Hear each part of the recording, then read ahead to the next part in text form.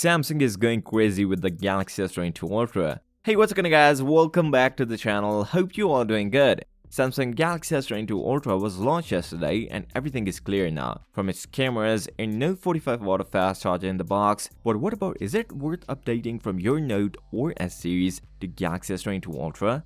Yesterday, the pre-order of the new Galaxy S22 Ultra was started, where we see some good deals on it. On their official website, if you pre-order Galaxy S22 Ultra, you will get $200 Samsung credit, a free memory update. But this offer is limited, so if you want to grab the Galaxy S22 Ultra, then this is the right time to have it. At least take the advantage of this offer. Before moving on, if you like the content, make sure to drop a like, subscribe to the channel, and comment down below, is it worth of an update? If you look for the design of this bad boy, it is more of a Note 10-like design where Samsung also put the S Pen in the bottom. Now for the people who don't like sharp edges design, then maybe this time S22 Ultra is not for you. As like before, Note users understand how sharp their phones were, so you can avail the Galaxy S22 Plus, but you have to trade off the 50 megapixel instead of 108 megapixel on S22 Ultra and some display changes. Now Samsung Galaxy S22 Ultra price is just like its predecessor, $1199 for 8 gigs of RAM and 128 gigs of storage. Also, you can avail 1TB version of this device with 12 gigs of RAM, and there is no 16 gigs of RAM model available this time. So if you want to pre-order this device, you can get on $499 and then $13 per month for the next 36 months. This will totally depends on your comfort. If you are not a big fan of Note series and don't use S Pen, then this will not a worth of an update for S series users.